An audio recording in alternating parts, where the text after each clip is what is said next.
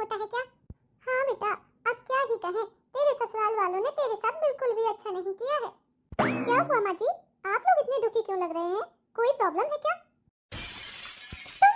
तुम इधर क्या कर रही हो? हमारी बातें सुन रही थी क्या खड़ी खड़ी? नहीं माँ जी, मैं तो आप लोगों को खाना खाने के लिए बुलाने आई थी। खाना बन गया है ना, आप लोग अभी तक नहीं निकले कमरे से, तो सोचा जाकर बुला लूं, खाना ठंडा हो रहा था। हाँ हाँ चलो, हम आ रहे हैं अभी थोड़ी देर में।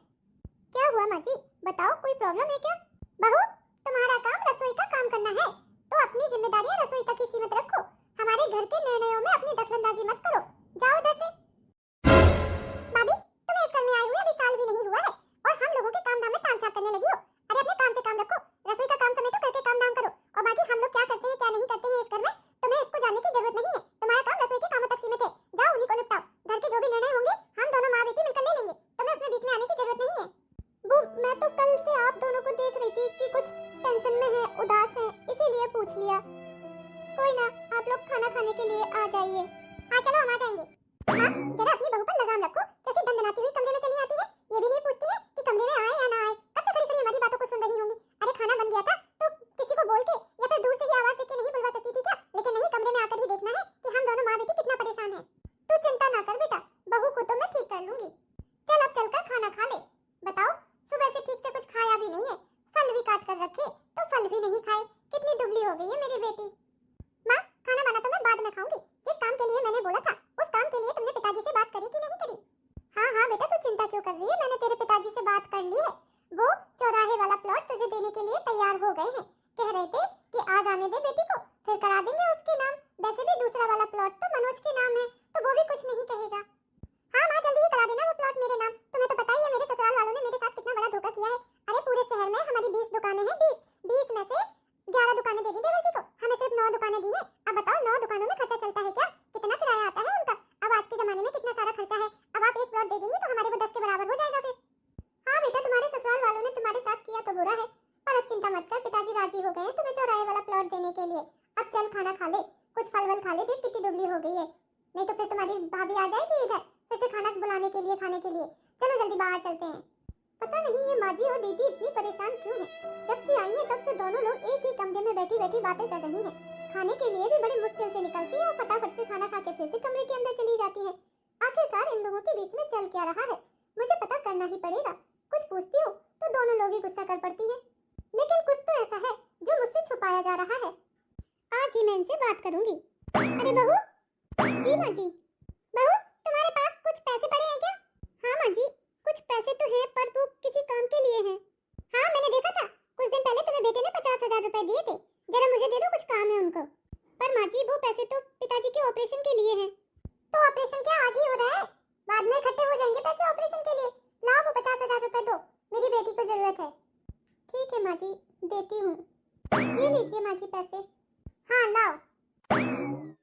पता नहीं आज हाथ पैरों में इतना दर्द क्यों हो रहा है, तबीयत ठीक नहीं लग रही, उठने का भी दिल नहीं कर रहा, शायद बुखार है। अरे ओ महारानी, अभी तक आराम फरमा रही हो? ये तुम्हारा मायका नहीं है, ससुराल है। समय से उठ जाओ और रसोई के काम समेटो। कितना टाइम हो गया है? देखो 8 बजने को है, अभी तक पैर फैला के सो रही हो। माँ जी, मेरी तबीयत ठीक नहीं लग रही है, हाथ पैरों में बहुत दर्द है, शायद बुखार है, मुझे एक गोली दे दो। वाह भाभी, आप तो मेरे आते ही बीमार पड़ गई हैं। बढ़िया बहाना है बीमारी का, कुछ काम धाम नहीं करना पड़ेगा, पर ऐसे नहीं चलेगा। मैं या मेरी माँ रसोई नहीं संभालेंगे, उठ जाओ और रसोई संभालो, बहाने करके लेटी मत रहो। मैं कोई बहाना नहीं कर रही हूँ, सच में बीमार हूँ। जब आप लोग बीमार होते हैं तो मैं कुछ कहती हूँ क्या? पूरी सेवा करती हूँ, सब कुछ करती हूँ। आप लोग तो बिस्तर से भी नहीं उठते हो और मुझसे कह रहे हो मैं रसोई में काम करूँ। नहीं हो रहा मुझसे। अरे सपना, तुम अभी तक लेटी हुई हो, मुझे ऑफिस के लिए देर हो रहा है। खाना कब बनाओगी, मेरा टिफिन कब पैक करोगी? उठ जाओ। आज आप बाहर खा लेना, मेरी तबीयत ठीक नहीं है, मैं नहीं बना पाऊंगी। बहू, एक दिन में ही तुम ऐसी क्या बीमार पड़ गई हो जो बेटे के लिए टिफिन भी तैयार नहीं कर सकती हो? अरे उठो, नहाकर फटाफट से 56 व्यंजन ना सही दाल रोटी सब्जी ही बना दो, बाहर का खाएगा मेरा बच्चा तो बीमार नहीं पड़ जाएगा। माँ, कोई बात नहीं, आज आप मेरे लिए दूध दलिया ही बना दो, मैं वही खाकर चला जाऊंगा। अब मुझे बनाना पड़ेगा दूध दलिया, अपनी बीवी से नहीं बोल सकते हो? मैं तो तुमसे पहले ही कहा था अपनी बहू की लगाम को खींच के रखो, देखो कितना बिगाड़ रखा है, और भैया भी उनकी ही हाँ में हाँ मिलाते हैं।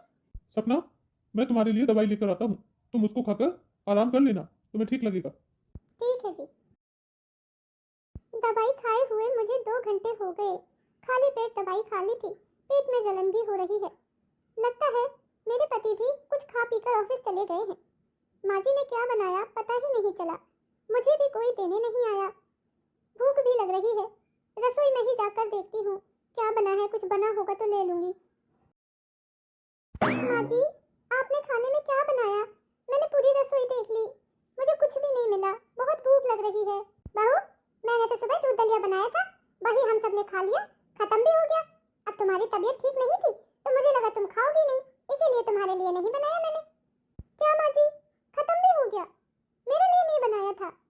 तबीयत ही तो खराब थी, तो क्या कुछ खाना पीना भी छोड़ दूंगी क्या मैं तबीयत में? कुछ तो खाऊंगी ना। क्यों? जब काम धाम नहीं कर सकती हो तो खा कैसे सकती हो? पर माँ जी, जब आपकी तबीयत खराब होती है तब तो मैं आपको गरम गरम आपकी चीजें पसंद की बनाकर देती हूँ, आप तो खाती हैं और आपसे कोई काम भी नहीं कराती मैं। तो वो सब करना तुम्हारा फर्ज बनता है, बहू हो तुम इस घर की। माँ जी, इस घर की बहू होने से पहले मैं एक इंसान हूँ। मेरी भी तबीयत खराब होती है, मुझे भी बुखार होता है, मुझे भी भूख लगती है। तबीयत खराब हुई तो इसका मतलब ये नहीं है कि मैं कुछ खाऊंगी पीऊंगी नहीं। अरे नहीं खाऊंगी पीऊंगी तो और भी ज्यादा बीमार पड़ जाऊंगी। और फिर मैं कोई मशीन नहीं हूँ जो तबीयत खराब में भी काम धाम करती रहूं। अगर आप लोगों से मेरी 2 दिन की सेवा नहीं होती है तो मैं 15 दिन के लिए अपने मायके जा रही हूँ।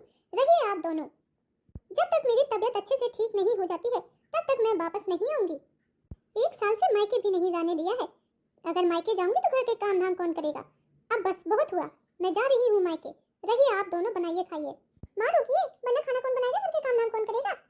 अरे बहू, रुक रुक जा बहू, मत जा। तबीयत खराब हुई है तो 2-4 दिन में ठीक भी हो जाएगी। रुक जा बहू, ये घर तो सब कुछ तेरे ही जिम्मे है। तू चली जाएगी तो घर कौन संभालेगा? माँ जी, मेरे आने से पहले इस घर को कौन संभालता था? जो पहले संभालता था अभी भी संभाल लेगा। मैं तो अब कुछ दिनों के लिए मायके जरूर जाऊंगी। जब से शादी हुई है ऐसे लगता है बंद के रह गई हूँ।